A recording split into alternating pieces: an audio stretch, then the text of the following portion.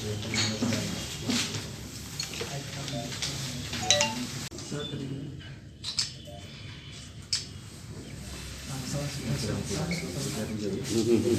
दिन पहले एक व्यवसायी से लूट की घटना घटित हुई थी, जिसमें कि एकमा थानाध्यक्ष और दाऊदपुर थानाध्यक्ष की टीम बना करके उसमें कांड का उद्भेदन करने का निर्देश दिया गया था। इसमें त्वरित गति से सहारन पुलिस द्वारा कार्रवाई करते हुए लगभग 24 घंटे के अंदर जो शामिल अपराधकर्मी थे उन्हें गिरफ्तार किया गया और जो लूटी गई रकम थी उसे भी बरामद किया गया और उसके अतिरिक्त जो लूटा गया मोबाइल तथा अन्य सामान था, सभी चीज़ उसमें बरामद किया गया।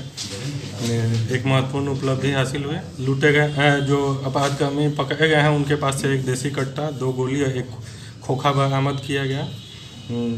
इस टोटल कांड के उद्भेदन में काफ़ी इम्पोर्टेंट साक्ष्य भी एकत्रित हुआ। 3 अपराधकर्मी की गिरफ्तारी हुई है और मामले का जल्द से जल्द चार्जशीट करके इसमें स्पीडी ट्रायल चलाया जाएगा। ये जो भी छानबीन हुई है उसमें आपराधिक इतिहास पूर्व का नहीं पाया गया, जो भी लग रहा है कि नए अपराधकर्मी है जो कि अपराध की घटना में